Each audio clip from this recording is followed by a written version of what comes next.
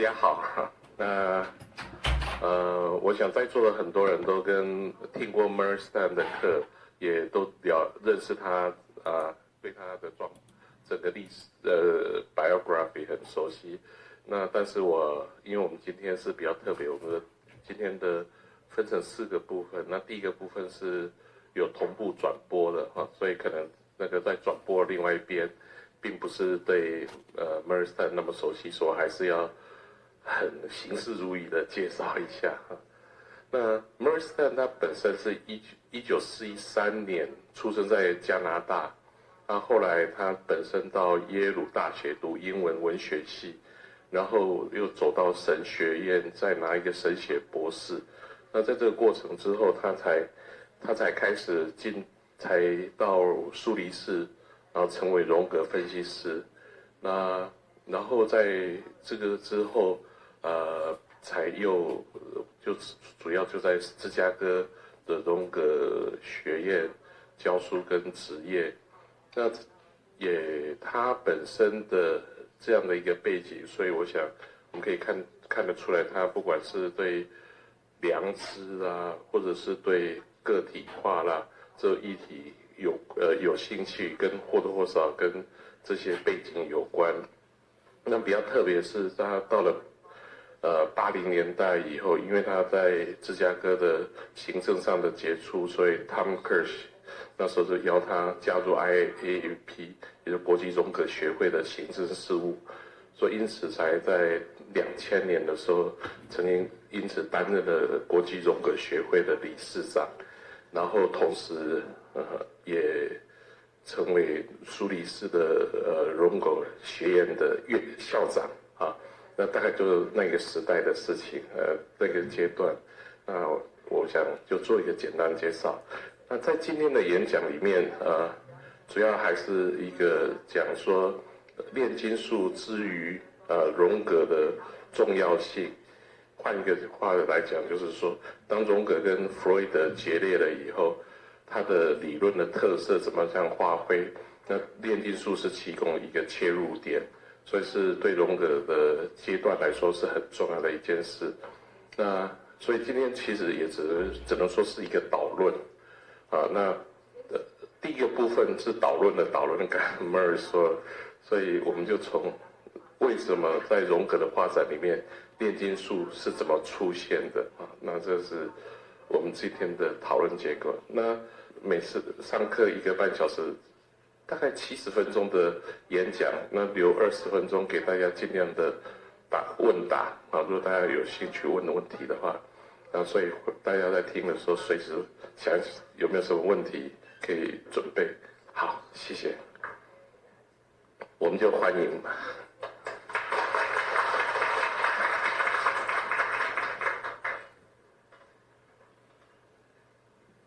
Thank you, Howard. What I would like to do in this seminar today is give you an idea of how important the study of alchemy was for Jung as a psychologist. Jung was not interested in alchemy primarily as a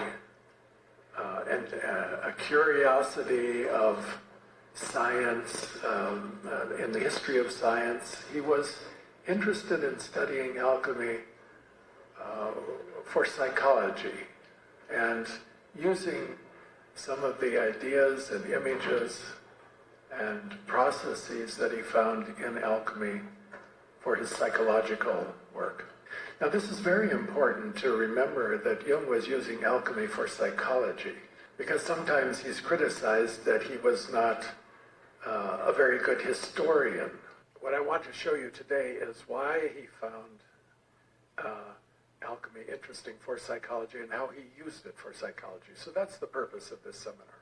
And I've divided the seminar into 4 sections. Each of these sections will last about an hour, hour and 10 minutes, something like that. And between them we will take a 15 or 20 minute break and then a break for lunch. And we will finish no later than 5 o'clock. So the 4 stages, or the 4 sections of our seminar today are the following. The first one is I'm going to give you an outline of the stages of Jung's whole life and work and how alchemy fits into that whole picture. So this is very introductory. Then I will focus specifically on alchemy and Jung's studies of alchemy. And then I will look at several alchemical images and concepts that were especially important to Jung as he used alchemy for psychology. And then I will speak of applications in psychotherapy, alchemical ideas and images that Jung directed us to in thinking about the process that goes on in psychotherapy. So let's begin with Jung's life and work. There you see the stages of Jung's life, and I've divided them into 4 parts. There's the childhood and youth from the time of Jung's birth until he was 20 years old, and then what I call early Jung from his next 20 years, 1895 to 1915. And the next period I call middle Jung, 20 years, 1915 to 1935. And then late Jung, the last stage of his life from the time he was 60 years old until he died at the age of 86. So I want to say a few words about each of these stages. As you know, Jung was Swiss. He was born in Switzerland into a family of Protestant ministers and doctors. His grandfather on his father's side was a medical doctor at the university in Basel, and his grandfather on his mother's side was the head of the church in Basel. So 2 very big figures in the city of Basel, which is one of the major cities, the cultural center of Switzerland, academic life and religious life. And in Jung's career, he brought these 2 together. He was a medical doctor and an academic university person, and he was also very interested in religion. He was himself a spiritual person, although he didn't practice the conventional religion of Switzerland, but he was a very spiritual man. And so he brought these 2 sources of his family history together in his own work. And you can read about Jung's life in his early years in many biographies that have been written, and also in his autobiography, Memories, Dreams, Reflections. He decided when he was a young man about to go to the university to enter into the medical school. And that wasn't because he was particularly interested in medicine. It was a practical decision. He had to make a living. His family was not rich. He had to earn a living, and being a doctor gave him the opportunity to make a living for his family. While he was studying in medical school, he came upon psychiatry. And when he found psychiatry, he found a kind of combination of subjects that really interested him. On the one side, scientific and empirical and research-oriented, and on the other side, dealing with the human mind, with the spirit, not the body, primarily. So he said when he read the textbook on psychiatry, it was as though 2 streams of interest joined for him, and he thought to himself, now that's for me. That's what I'm going to become. So that was a very important decision that he made while he was at the university. And this all belongs to childhood and youth and his first years at the university studying medicine. And then he started studying psychiatry in Zurich under a famous psychiatrist named Bleuler, who invented the term schizophrenia. And he moved from Basel, the university in Basel, to the Burghölzli Clinic in Zurich in the year 1900, just at the turn of the century. And after that, he began publishing his works. The first one was his doctoral dissertation, a thesis that he had to write in order to get his doctor's degree. And what he wrote about was a very interesting subject. It was a study of what's termed so-called occult phenomena, a study in so-called occult phenomena. And it was based on research that he had done, observations he had made during a series of seances that were carried out actually in his family home. And I'll tell you the details. He doesn't write about this, but historians have discovered in the meantime how this all came about. And this has a relation to alchemy, as we'll see, that Jung was very interested in esoteric subjects, in spiritualism, in phenomena that were just on the fringe of science. But he felt that science had limited itself too much and that it could extend its methods into the study of religious experience, for instance, spiritual experience, mystical experience, and study these phenomena from an empirical, scientific point of view. So when he was a young man and at the university, he came upon a cousin of his, a young girl named Helene, who had a very special talent. She could go into a trance and speak with voices of the past that she had no conscious knowledge of. Her personality would change, her tone of voice would change, her accent would change, and out would come a message from a personality from the distant past. And she did this under certain special conditions. Wednesday afternoons in Jung's home with his mother present. They would draw the shades of the windows and create a dark space in the home and sit around a table, and the cousin would come in and it would get quiet and it was dark, and the cousin would slowly go into a trance and start speaking with these voices. Now this sounds kind of weird, actually, and it would be weird in a family like mine where nobody did anything like that. But in Jung's family it wasn't so strange, because on his mother's side, this was a practice done by her father. Her father would tell his wife, his second wife, that she should stand beside his desk and drive away the bad spirits because he wanted to concentrate on his sermons. And sometimes the spirit of his first wife would approach and he would say to the second wife, well, talk to her. She's a better cook than you are. Maybe you got some good recipes from her. And in his autobiography, Jung writes about his mother, and he says there was something very strange about her. In the daytime, she had one personality, and at night, she became a different personality. And at night, she spoke not like an ordinary woman, but she spoke as though she had absolute knowledge. Now, he would later say, what's happening is that she leaves her state of ego consciousness and she assumes a kind of archetypal consciousness. The archetypes start speaking through her at night. But when he was a child, he didn't understand this, and it kind of scared him, because at night she was a different mother from the daytime mother. So that was another reason why he wanted to study this kind of material, to get a cognitive grip on it, to master it, to understand it. So in his doctoral dissertation, he made an analysis of these seances that he had recorded and written down very carefully. And he discovered what he thought was a type of knowledge and consciousness that is way beyond what the conscious person knows. That in the unconscious, he didn't have this language yet, but in the unconscious, we know much more than we know consciously. And this fascinated him, that there are levels of the mind that we aren't aware of, below the surface, that under certain conditions can manifest themselves. And he would spend the rest of his life studying this kind of phenomenon. He called it the unconscious.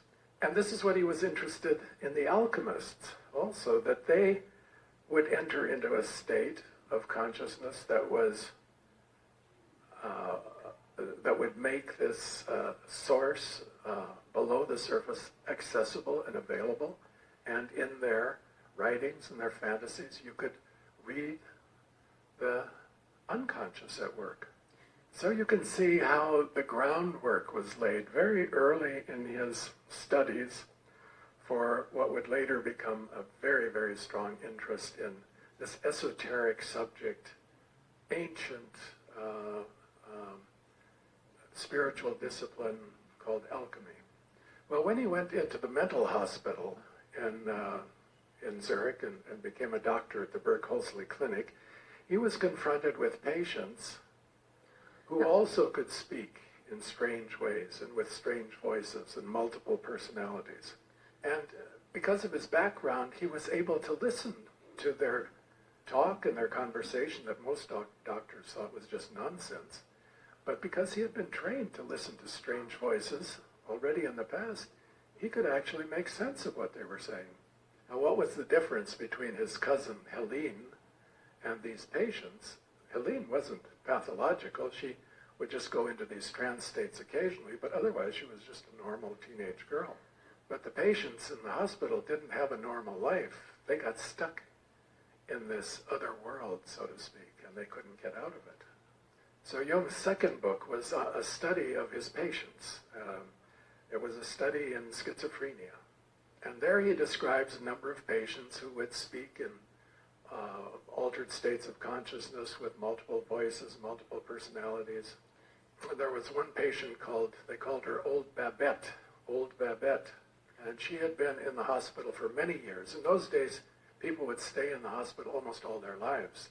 Nowadays, people go in for a little while, they give them some drugs, send them out again. But they would stay for decades in these hospitals. So there was no effective medical treatment for them to bring them back into a state where they could function in the world.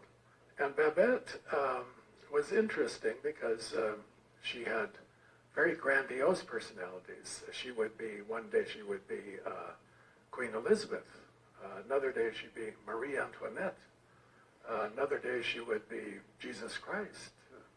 And all of these were very grandiose figures, while she herself was a very simple peasant woman.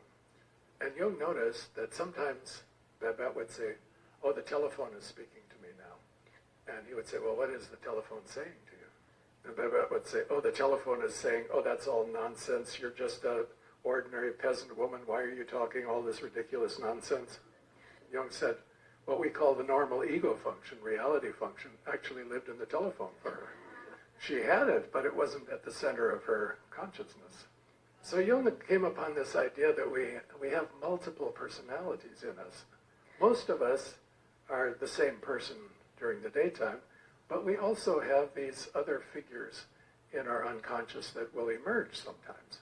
And we all go into different personalities during the day sometimes too, but it's more subtle. We call them bad moods or good moods. And in this period, when he was at the Berg-Holzli Clinic too, still early Jung, we're in early Jung, he began experimental studies using a psychological test called the word association experiment. And what he discovered using the word association experiment was that you could actually tap into these subpersonalities in a subject's psyche through using stimulus words. So in the word association experiment, there's a list of 100 stimulus words, and the psychologist will read those words one at a time, and the subject will be asked to give a response, an immediate response. First thing that comes to your mind, if I say the stimulus word, what do you say back to me? So if I say knife, maybe you say fork. If I say house, maybe you say garage. If I say heaven, maybe you say hell. Just an immediate response. Jung and his team of researchers at the Berg-Holzli discovered was that some of the stimulus words provoked an unusual response, a delayed response. Sometimes the person couldn't think of anything right away. They blocked, or they said something very strange and offbeat, or there were a number of what they called complex indicators that would be indicated by only maybe 5 of the words in the list. So they become consciousness that a word can trigger a disturbance. And that disturbance has its source in the unconscious of the subject. The subject doesn't know why, at first, why that word might be a disturbing word. But the word is associated maybe with an early childhood trauma, or with a bad experience, or something of high emotional intensity. And again, this was a way of penetrating into, delving into and lifting out of the darkness of the psyche, material that a person wasn't normally aware of. So Jung started building a theory. He was a theory maker. He would observe phenomena carefully, empirically, and then he would construct a model to try to explain why this was happening. And what came out of these experiments using this test was his theory of complexes. That was Jung's first theoretical contribution to psychology, the theory of complexes. And what it says is that all of us, every psyche, normal, abnormal, has what he called feeling-toned, emotional, autonomous centers in the unconscious that can be stimulated or activated by experience. So it's not abnormal or pathological to have complexes. Everybody has complexes. And everybody gets caught in complexes once in a while. And sometimes people even get possessed by complexes, and it lasts for quite a long time before they return to normal. So how can you tell if you're caught in a complex? Your consciousness tends to become very narrow. It's very emotional. There are physiological reactions. Maybe your heartbeat picks up. Maybe your stomach gets twisted. Maybe you get a headache. And each of these complexes has a history. And in psychoanalysis, we try to penetrate into that history, find out what is the source of this complex. Where does it come from? What's its point of origin? Psychoanalysis? Yeah, Jungian analysis, psychoanalysis, yeah. So this was a contribution not only to theory, but also to clinical practice. Now, in the clinic, when they were doing this, the doctors all gave this test to each other. So there's a protocol for Jung. Jung gave it to his wife, Emma. Everybody was taking the test, and they were discovering that they all had complexes. So the difference between the doctors and the patients maybe isn't so great sometimes. It's just that the doctors aren't as dominated by the complexes as the patients are. So it was also important for Jung to discover that he had complexes. This was a part of his self-analysis in the early years. And he doesn't tell us too much about his complexes in his autobiography. But historians have looked into it, and they've discovered a number of points of where he would become very emotional, very reactive. He had a very bad temper sometimes.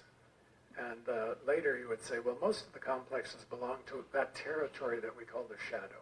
So when a complex is stimulated, we might become very nasty, very irritable, very short-tempered. And if we know ourselves well enough and can work on ourselves and soothe ourselves, we can come back into a normal state relatively quickly. Maybe it only takes an hour or a day. And it's a measure of progress in therapy to see that a patient can come out of complexes faster than they could before they started therapy. Well, also in this early period now, we're at the Berkeley in what we call early Jung. Jung made contact with Freud, and this was a very, very important relationship that developed with Sigmund Freud. Freud was also exploring the unconscious over there in Vienna, not so far away from Zurich. And in 1900, just when Jung was beginning his psychiatric work, Freud published what is probably his best book of his whole life, and that was The Interpretation of Dreams. And Jung was given the assignment to review this book for his colleagues at the clinic. And so he read the book in the year it was published. The book didn't sell very well, I think only 50 copies in the first year, but it became a classic. And Jung was immediately drawn to Freud's genius, saw immediately that this man is really, really sharp and he's onto something important. And so he made contact with Freud, and Freud sent him his book, and Jung sent Freud his book on schizophrenia, and they began a correspondence which culminated in a very close working relationship. And Freud also recognized Jung's genius, and he started borrowing some of Jung's terminology. For instance, the word complex, Oedipus complex. Adler was another member of that group, inferiority complex, superiority complex. This is Jung's vocabulary coming into the circle of psychoanalysis. And the excitement was very great. Jung and his wife Emma, incidentally, he married Emma Rauschenbach in 1904. They immediately started having children. In the end, they had 5 children together. But Jung and his wife Emma in 1907 went to visit Freud in Vienna. After Jung married Emma, he didn't have to worry about money anymore.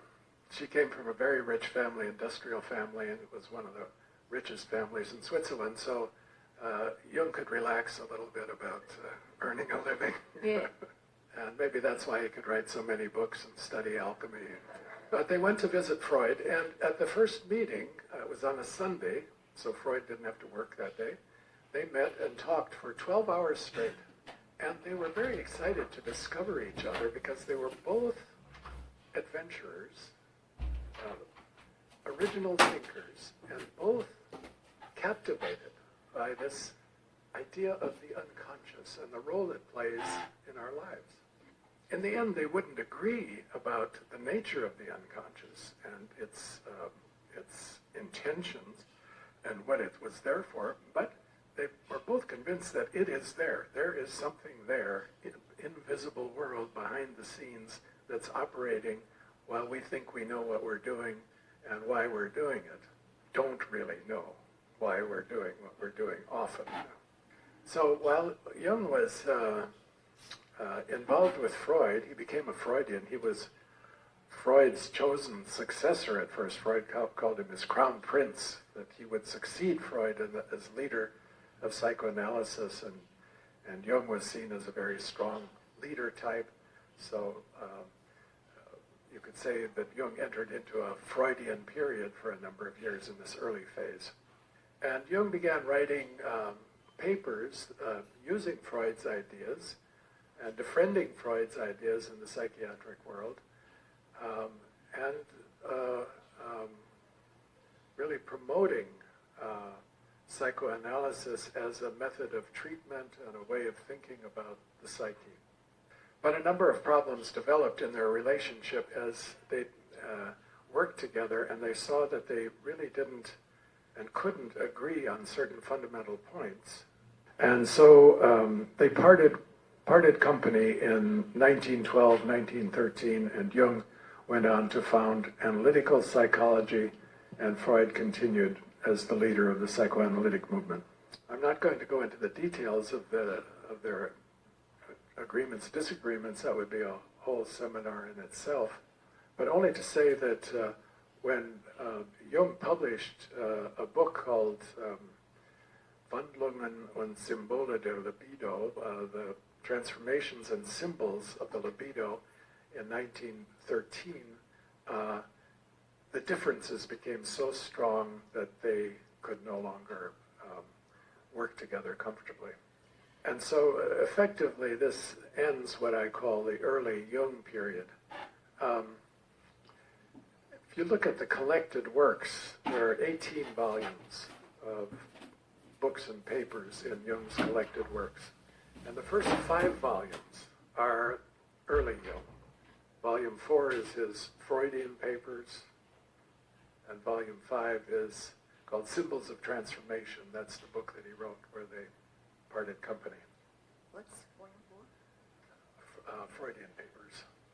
And volumes 1, 2, and 3 are the experimental studies and psychiatric papers from the pre-Freud period. So now we enter what we could think of as middle Jung, the middle phase. And this was roughly from 1915, let's say 1913 to 1935 or 1930. I'm using these numbers a bit casually because it falls neatly into 20-year periods, but it isn't quite so neat in reality. And this middle Jung period was kicked off by a big crisis, because when Jung broke from Freud, he was also at his midlife, around 37 years old, 38, and he went into a stage of profound transformation as a person and as a thinker. Have you all seen the Red Book? The Red Book, yes. Well, the Red Book came out of this period. It was composed between about 1913 and 1930, and it's now been published in a big format, in a facsimile format, and in Chinese I saw last night it's been translated with just the text, the translation of the text into Chinese. And in his autobiography, Jung refers to this period as confrontation with the unconscious. That's chapter 6 of Memories, Dreams, Reflections. And what Jung was doing was confronting his own unconscious. This was not a theoretical work. The Red Book isn't a theoretical work. It's a personal diary of his own inner experience, intense inner experiences, and what he did with them over a period of years during this middle period. And it records how Jung became a Jungian, really. Jung became a Jungian as a result of this experience. And what I mean by that is that he experienced himself and his psyche in a very personal way, and he found a way to use that material to create what we know as analytical psychology, the theory of analytical psychology. Until the Red Book was published in 2009, people thought it hid some terrible secrets, that it really showed that Jung was psychotic, that he had gone mad, that he had a period of, he should have been hospitalized or something. But actually, since the publication, it's clear that that was not the case at all. It's a strange book, no doubt about it, it's strange. But Jung was doing his own seances. He sort of became like his cousin Helene. He had conversations with voices and personalities, wrote them down.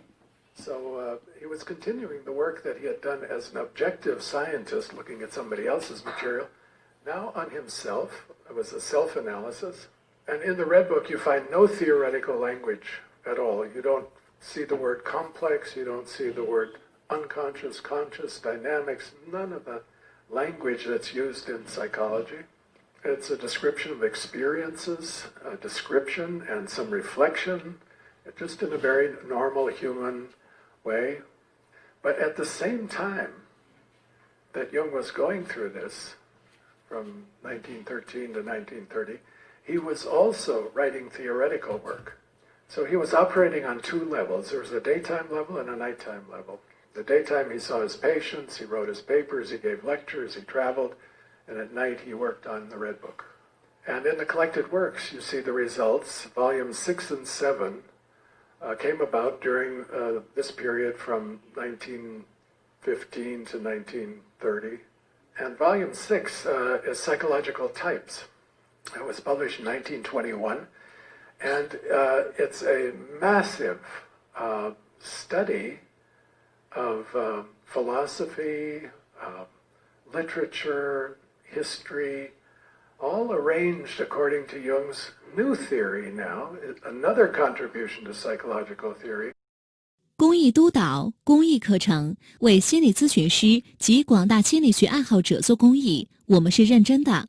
更多免费心理学课程，请关注微信公众号“心师之友”，或在微信公众号里搜索 XLZXSZY， 现在加关注就送心理学测评软件和神秘小礼品哦。